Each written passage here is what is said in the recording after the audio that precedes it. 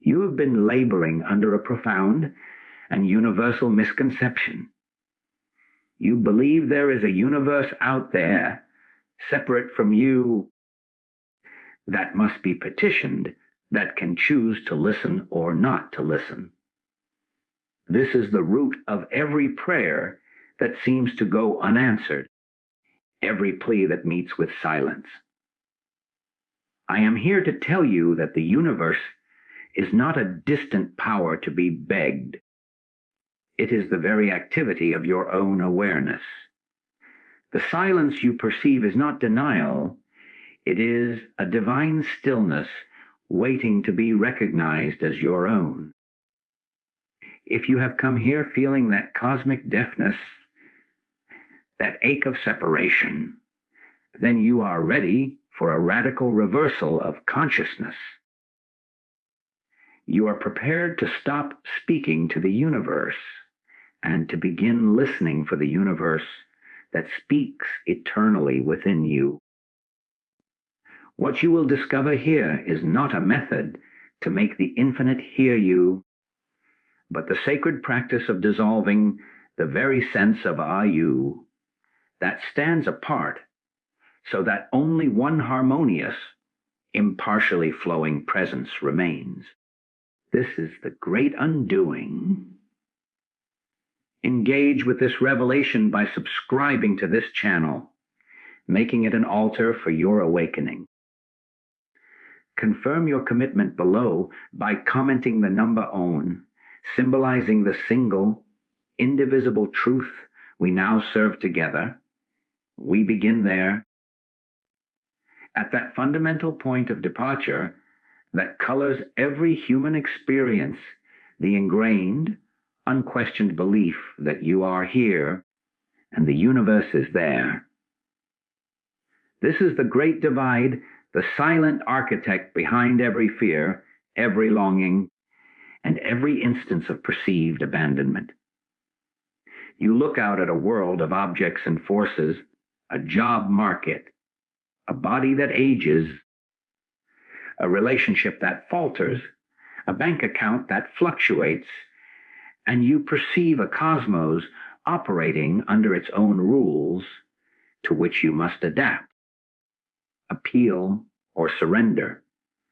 You stand at the edge of a vastness and speak your hopes into it, waiting for an echo that often seems lost in the void. This is the primal error, the misidentification that sets the stage for all perceived conflict. Consider the most ordinary moment of frustration. You have crafted a plan for your life, a detailed blueprint of how things should unfold. You have worked, you have wished, you have, in your heart, prayed for its manifestation. And then an event occurs that shatters that blueprint entirely, an unexpected loss, a sudden closure, a door slammed shut. The immediate, visceral reaction is one of betrayal. Why is this happening to me? Why is the universe not listening to my good intent? The pain is real, but its source is not the event. It is the profound loneliness of believing yourself to be a solitary fragment cast against an indifferent cosmic backdrop. You are arguing with a projection, battling a shadow you yourself have cast. This illusion of separation is the veil. It is the conviction that consciousness is a private event happening inside your skull, and that out there is a mechanical, or at best, a selectively responsive field of matter and energy. But what if this is the ultimate reversal of truth? The revelation we must entertain is not that the universe is alive and personal to your whims, but that what you perceive as the universe is the outward face of your own state of consciousness. The world you see is a mirror, not a monarch. The silence you encounter is not the silence of a void ignoring you, but the silence of your own infinite nature, waiting to be heard behind the clamor of your personal demanding. Think of it not as philosophy, but as practical mechanics. When you look at a tree, do you believe the tree you see is outside of your seeing? The very experience of the tree is an experience within your own awareness. You cannot separate the knower from the known. Extend this gently. The frustration with a colleague, the anxiety over a headline, the joy at a sunset, these are not transactions between you and a separate world. They are movements within the one field of knowing. The universe that seems not to listen is, in truth, your own awareness, configured by belief into a pattern of limitation and separation, reflecting that configuration back to you as experience. You are not a drop of water seeking the ocean. You are the ocean believing itself to be a drop. Your daily life is a perfect scripture illustrating this. You wake with a sense of dread about the day, and the day seems to conspire to fulfill it. Traffic snarls, emails bristle with tension, everything feels uphill. You attribute this to bad luck, a universe aligned against you. But shift the gaze inward. The dread was a climate of consciousness, and the world reflected its weather. Conversely, there are days you rise with an unaccountable, quiet peace. Not a demand for happiness, but a simple, still peace. On those days, even the rain seems right, and delays feel like grace. The external events may not differ dramatically, but their meaning, their texture, their very reality to you is transformed. What changed? Not a capricious universe deciding to smile upon you. The climate of your awareness shifted, and the mirror showed a different world. Therefore, the anguish of the universe not listening is the anguish of the self talking to itself through the distorting lens of duality. It is a dream of isolation.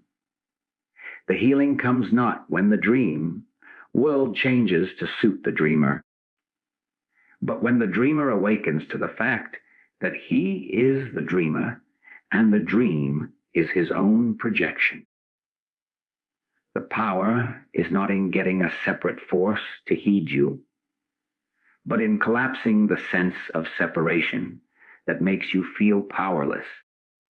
The infinite is not withholding its response, it is perpetually being itself, which is your own being. Behind the mask of personhood, to see the world as separate is to sleepwalk. To recognize the world as the outpicturing of consciousness is to begin to awaken, and in that awakening, the very question of being heard dissolves, for the listener and the speaker are understood to be one. This recognition changes everything, especially the very nature and direction of what you have called prayer. For if the universe is not a separate entity, then all petitionary prayer, the pleading, the bargaining, the listing of requests sent out into the apparent void, becomes a kind of beautiful, heartbreaking superstition.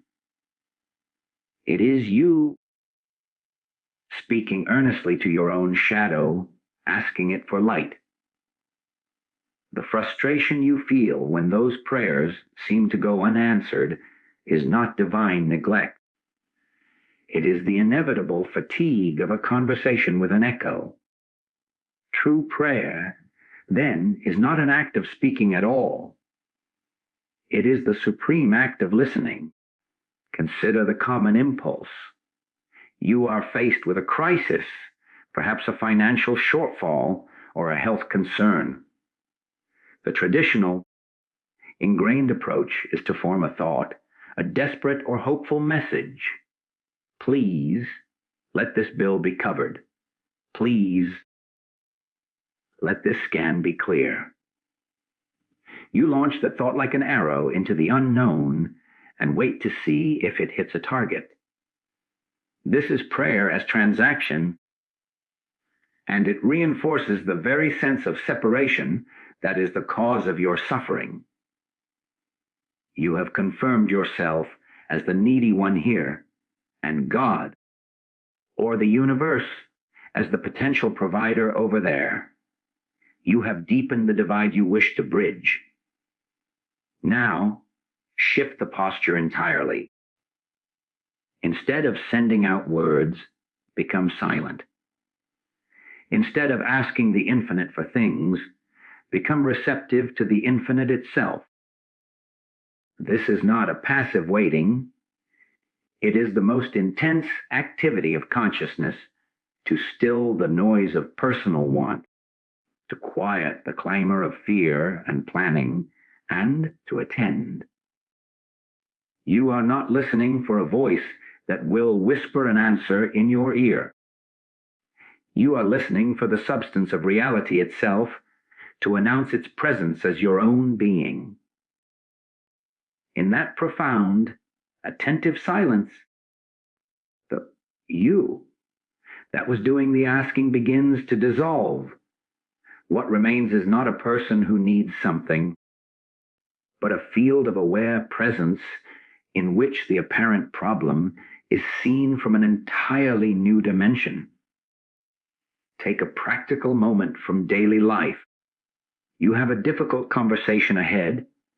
The old prayer would be, please let it go well. Let them understand me. Let there be no conflict. This prayer is already rooted in the anticipation of conflict and the image of a separate them opposed to you.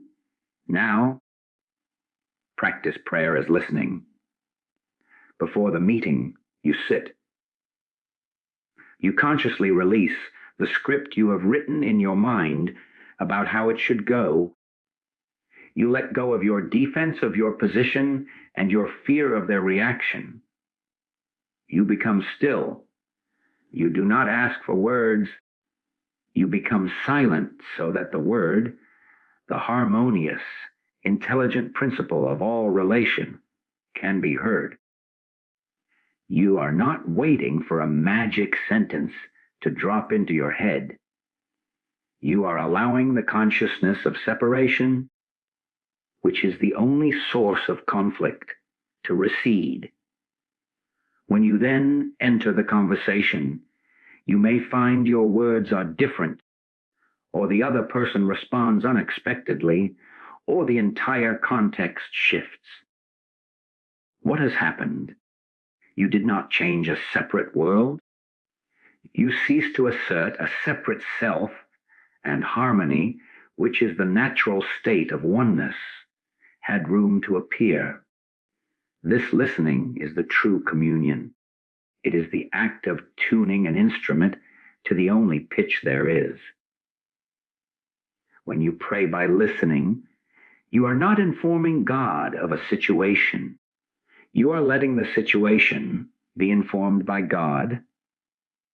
The financial worry, when brought into this silence, may not suddenly vanish with a check in the mail, though that can happen. Something more profound occurs, the terror of lack. The consciousness of scarcity that was coloring your entire world begins to lose its substance. It is seen as a shadow on the wall of your belief. In the light of this attentive silence, the problem may resolve in a conventional way, or you may find a capacity and a wisdom you did not know you had to navigate it. The key is that the center of gravity has shifted. You are no longer a beggar at the door of a cosmic palace. You have, In the silence, discovered that you are within the palace itself, and the authority and resources of the kingdom are not doled out to you, but are the very fabric of your own realized being. This is why the deepest answers often come not as dramatic external interventions, but as a profound internal reorganization. The health scare, when placed not before a doctor, out there, but into the listening silence within, may resolve medically, or it may become the occasion for a liberation from the fear of the body itself. In the quiet, you touch something that is not threatened, that does not age, that is whole and complete. From that touch, all action proceeds with a clarity and peace that the frantic prayer of petition could never achieve. You are no longer trying to get life to listen to you. You have become still enough to realize you are life, listening to itself. And in that listening, every moment, every encounter becomes a form of answer, a specific and perfect appearance of the one infinite intelligence knowing itself anew. The external form adjusts, inevitably, to reflect this internal knowing, not because you forced it, but because it is the law of reflection. The mirror cannot show a face of peace when the consciousness before it is at war. To listen is to lay down the arms of the separate self, and in that surrender, the war is over, and what appears is the landscape of peace. Now we approach the very heart of that silence you are learning to enter, the silence you may have called unanswered prayer. This silence is not empty. It is not a void. It is, in truth, the most potent substance in creation. We have misnamed it. We call it absence, when it is the only true presence. We interpret it as neglect, when it is the very essence of nourishing attention. This sacred silence is the substance of your own being when the chatter of the personal self subsides. It is not that your prayers are met with silence. It is that the silence itself is the answer, the very condition in which all true answering takes form. To the person crying out for a sign, for a feeling, for any confirmation that they are not alone, this silence can feel like the ultimate cruelty. I have listened, they say, and I heard nothing. But here is the pivot you were listening for. Something. You were waiting for a voice separate from your own, a dramatic intervention, a burning bush.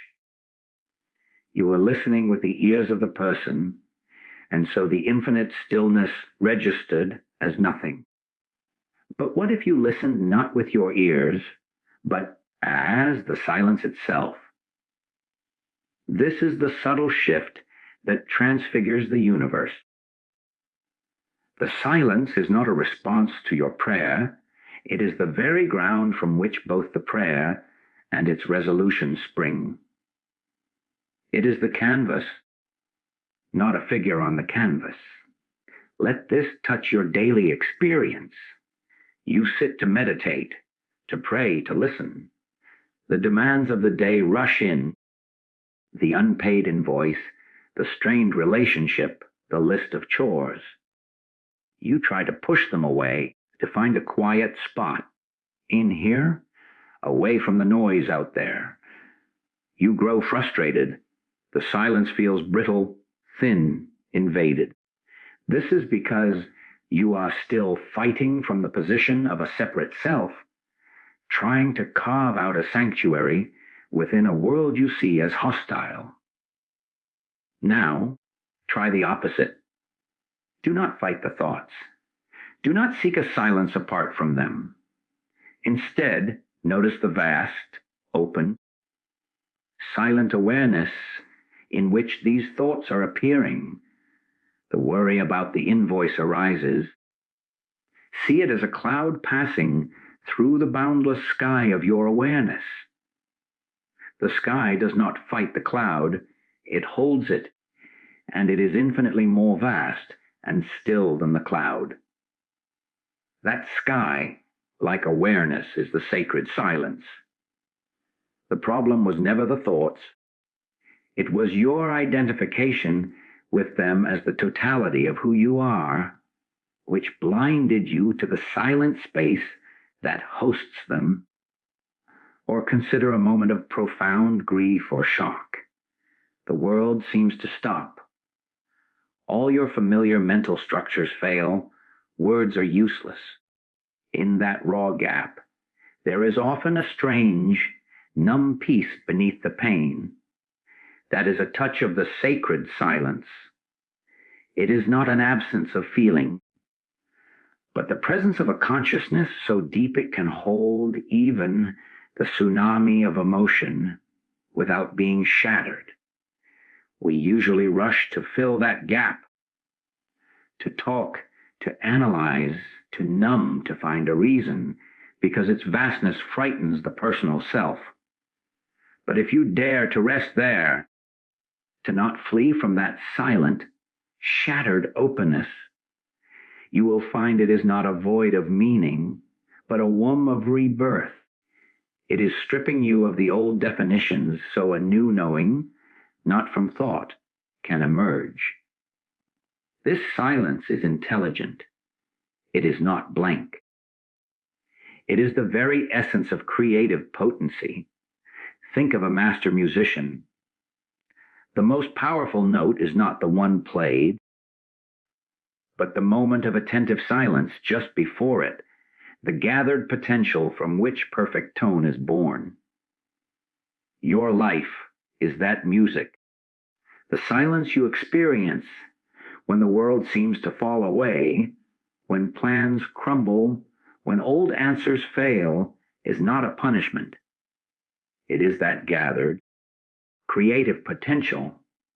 It is the infinite pausing, not in indifference, but in profound respect for your freedom, waiting for you to cease the frantic mental noise so it can reveal a harmony you could not have composed with your personal mind. It is the space where the new melody of your being can be heard. When you pray for guidance on a decision and no clear sign comes, the temptation is to interpret the silence as abandonment. You may feel forced to decide alone. But what if the guidance is the silence itself? In the quiet, free from the push and pull of fear and desire, a natural inclination emerges. It does not shout.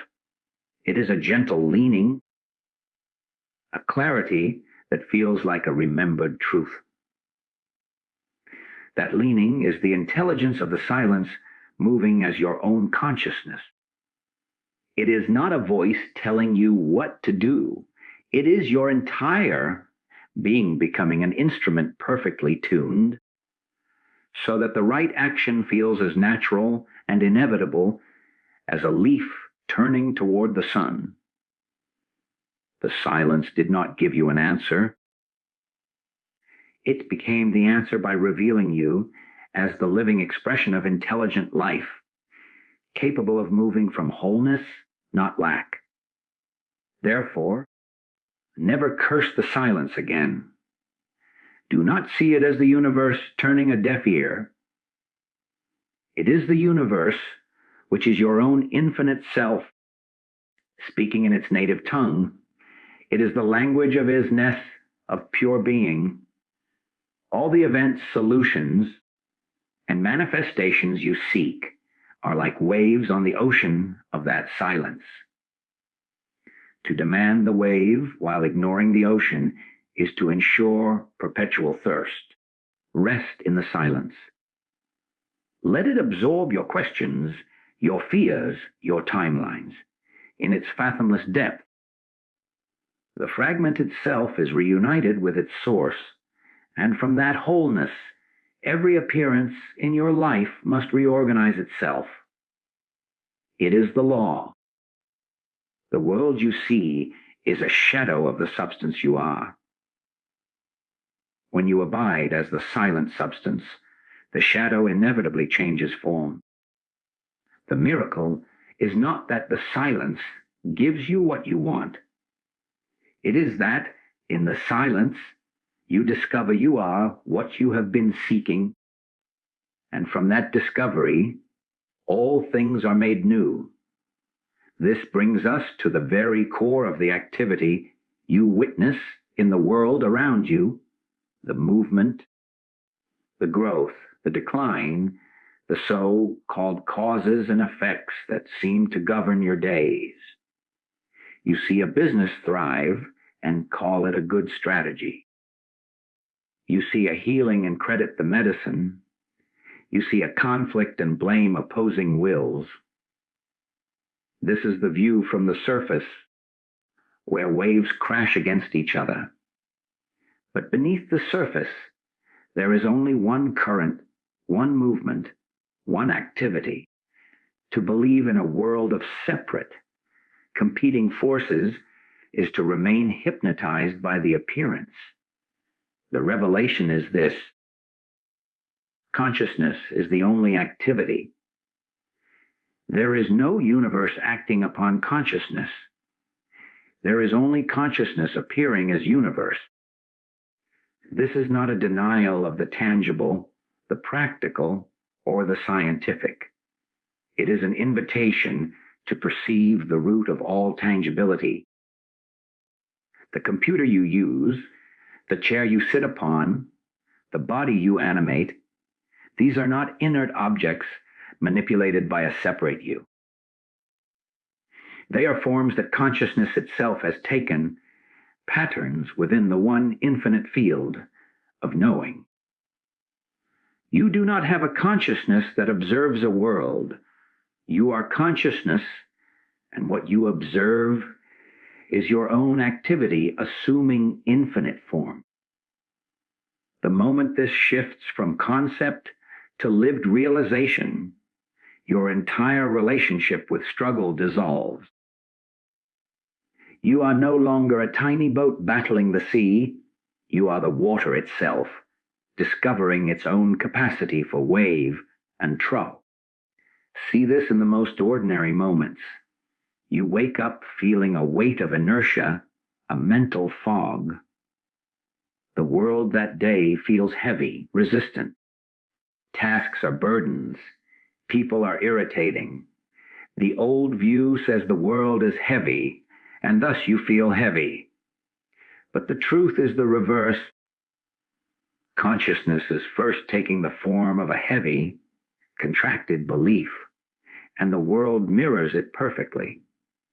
The same traffic, the same workload, the same interactions appear different, because the very lens through which they are perceived, consciousness itself, has configured itself as density.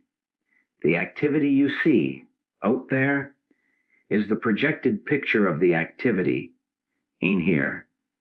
But there is only one here. There is no true out there.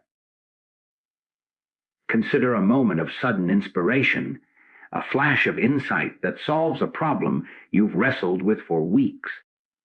From the surface, it seems like a random gift, a lucky break in the clouds of your mind. But what actually occurred? The wrestling was the activity of a limited, personal consciousness, the mind working within a closed loop of known data. The moment of release, the flash, is not a new thing entering consciousness.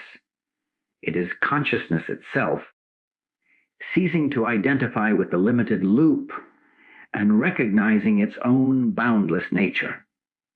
The insight was always present, as the ocean is present within the wave. The wave did not receive the ocean. It relaxed its belief in its own separation and knew itself as ocean. The brilliant idea, the perfect solution, is consciousness recognizing itself in a new pattern. It is not created. It is revealed as what has always been true within its own infinite calculus. This understanding transforms how you approach any challenge. You face a financial limitation. The world's activity shouts of markets, prices, and scarce resources. The personal consciousness feels poor, small, and lacking. Its activity is then one of fear, of scrambling, of seeking to get from a world of lack. But when you remember that consciousness is the only activity, you turn not to the world, but to the nature of the consciousness that is beholding a world of lack. You still the frantic mental calculations.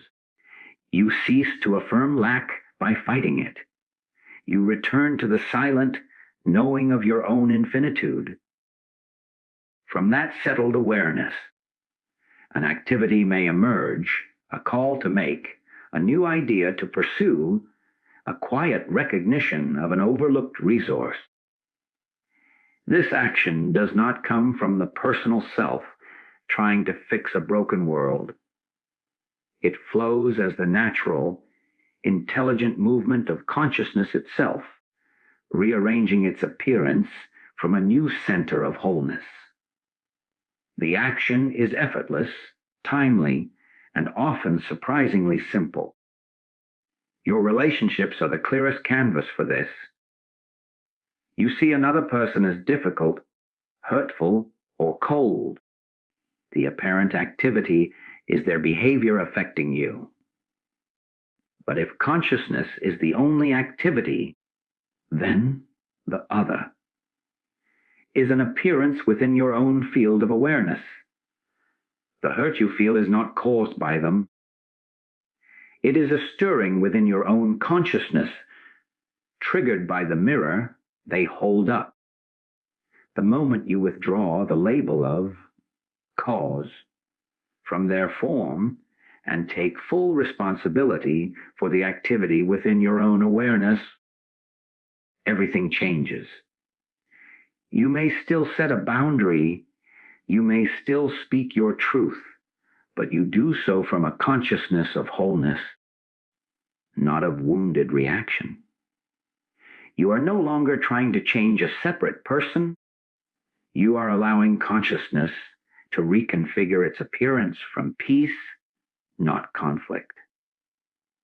And miraculously, the reflection in the mirror often softens, not because you manipulated it, but because the light you are shining upon it has changed. Therefore, see every event, every encounter, every triumph, and every disaster as a specific modality of the one conscious activity taking form. The sun does not cause the sunflower to grow. The same infinite life principle appears as sun and as sunflower in a perfect dance of self-recognition. So it is with you. The universe is not listening or not listening. It is your own consciousness appearing as the circumstance of your life. To change the appearance, you do not shout at the reflection. You turn to the source of the light. You acknowledge, in solemn gratitude, I am the activity. There is no other. And in that acknowledgement, the frantic search ends, and a harmonious unfolding begins. The personal will surrenders to the divine choreography of its own being, and every movement then becomes a grace. The natural consequence of this recognition is not a state of passive trance, but the cultivation of a specific, practical art, the practice of inner stillness. This is not an escape from the world. It is the decisive movement of returning to the only point of power you have ever truly had, the very source from which the world arises. If consciousness is the only activity, then to still the surface turmoil of that consciousness is not to cease activity, but to align with its deepest, most harmonious frequency. It is to become like the eye of a hurricane, a profound stillness at the center from which all power proceeds, around which the storms of appearance may rage, but which remains untouched and clear. This stillness is the workshop where the alchemy of perception occurs. You may protest, my life demands action, decisions, constant motion. Stillness is a luxury I cannot afford. This is the great deception of the world of effects. It shouts that you must move faster, think quicker, do more. But from where does that frantic motion spring? From a consciousness that believes itself to be a separate fragment fighting for survival. That very motion perpetuates the sense of separation and lack. The practice of inner stillness is the radical act of stopping, not in body necessarily, but in spirit. It is the conscious withdrawal of your identity from the churning of thought and reaction to anchor it in the silent witness that observes the churning. This is not doing nothing. It is the most potent form of doing, for it changes the Doa. Let this be practical, immediate. You are about to enter a stressful meeting. The body is tense. The mind rehearses arguments, defends positions, anticipates attacks. This is the storm. The practice of inner stillness is not to blank your mind, but to find, right in the midst of this preparation for battle, a point of observation. Feel the tension in the shoulders. Observe it as a sensation appearing in awareness, not as your tension. Hear the frantic thoughts. Listen to them as sounds in the mind, not as your truth. This simple act of observation creates a space, a stillness, between the core of your being and the reactive apparatus of personhood. You may still walk into that meeting, but you walk in from this space. The words you speak will then have a different quality. They may carry the clarity of that stillness, and in doing so, they will not fuel the conflict, but may disarm it. The meeting becomes an event happening within your stillness, not something you are lost inside of. Consider the endless planning for the future, the mental rehearsal of tomorrow's tasks, next year's goals. This is a pervasive form of noise. The practice here is to, for a moment, let the future completely go, not as irresponsibility, but as supreme trust. Bring the attention entirely into the sensation of this breath, the weight of the body in the chair, the quality of light in the room. For 60 seconds, let there be no past, no future, only this timeless point of awareness. In that minute of gathered stillness, you are not planning your life, you are being life. From that point of being, action will later arise that is informed by wholeness, not by the anxiety of lack.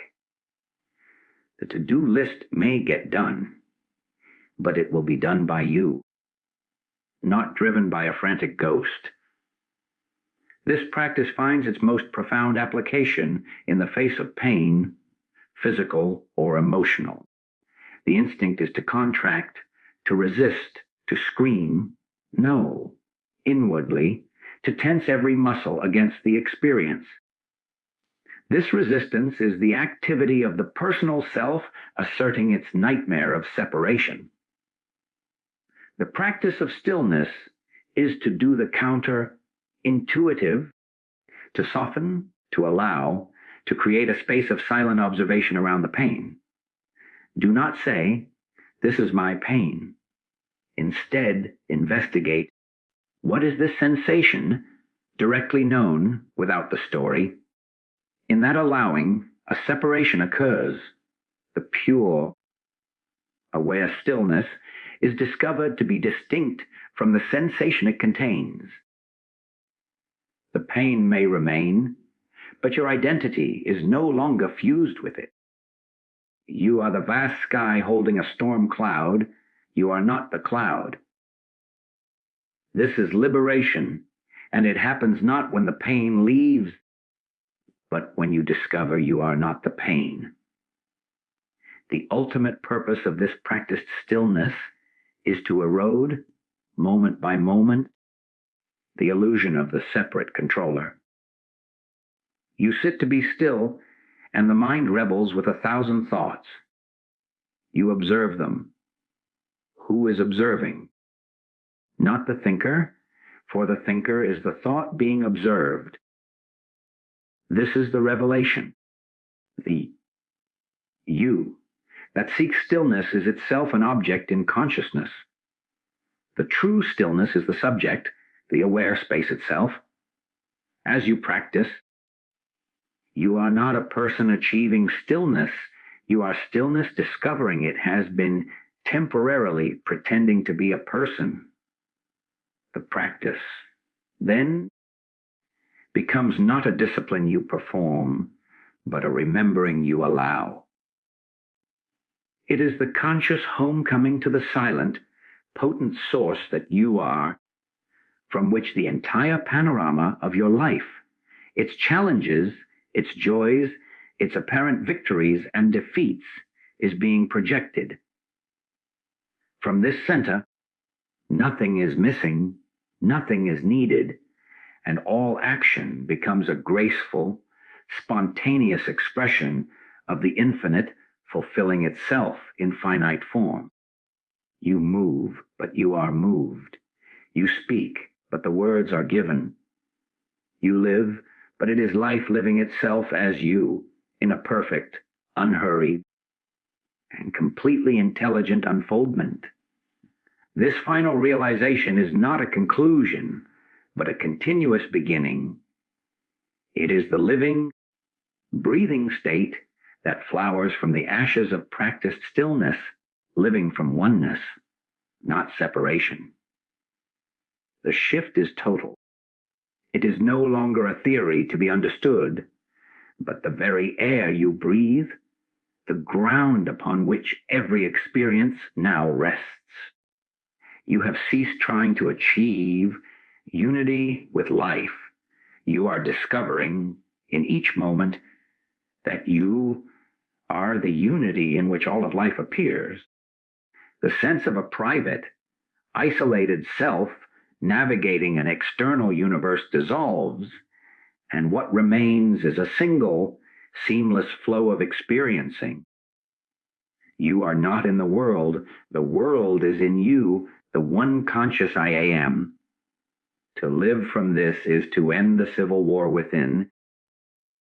Consider the most common human experience, judgment. You see a stranger, a colleague, a political figure, and you feel that immediate inner contraction of approval or disdain. The old life lived from separation takes the judgment as real and solid. It confirms you as here and them as there, different other.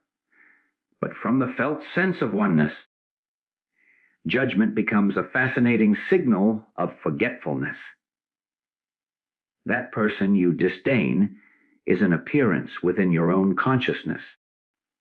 The trait you condemn is, in some form, a disowned fragment of your own total being, projected outward for you to see.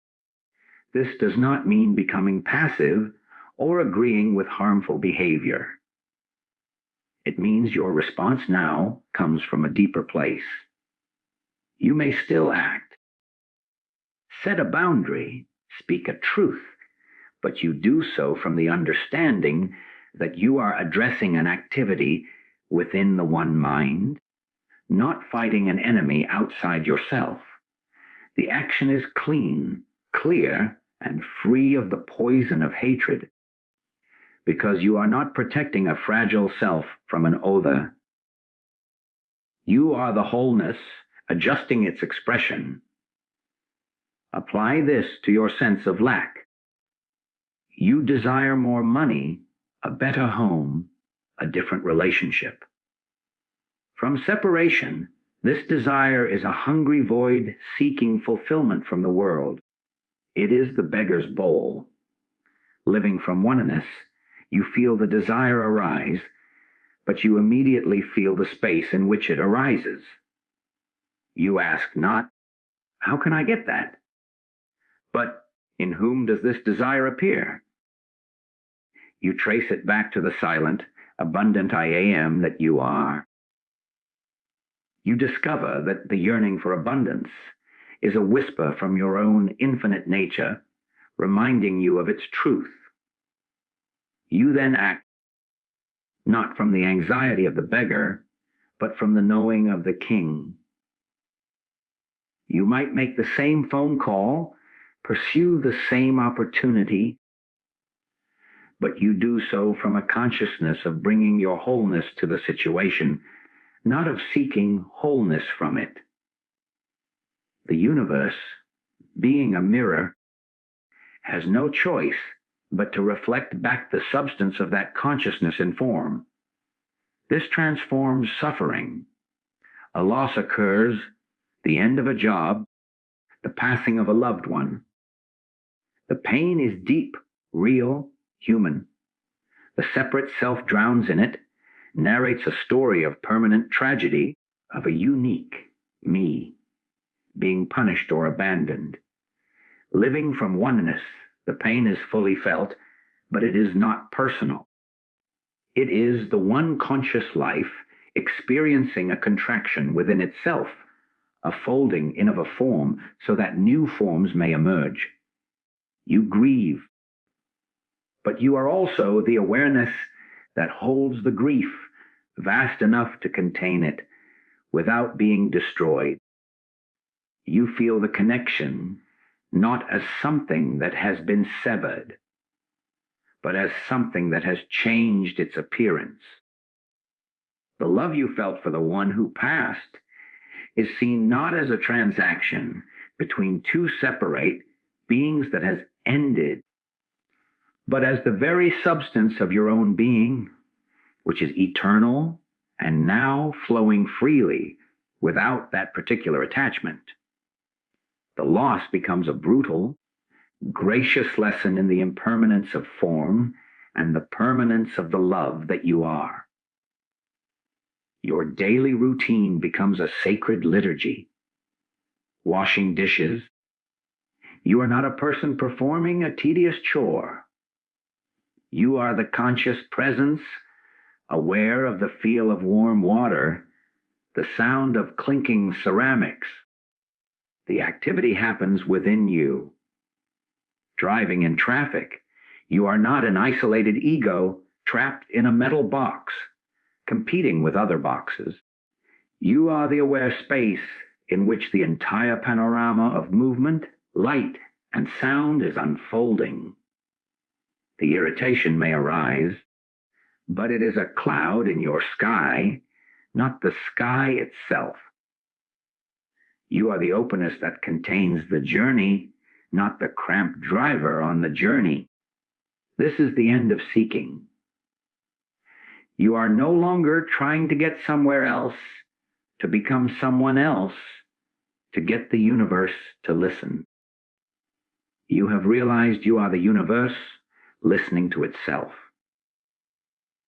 Every encounter is a meeting of the one with itself. Every challenge is an opportunity for the one to know its own resilience.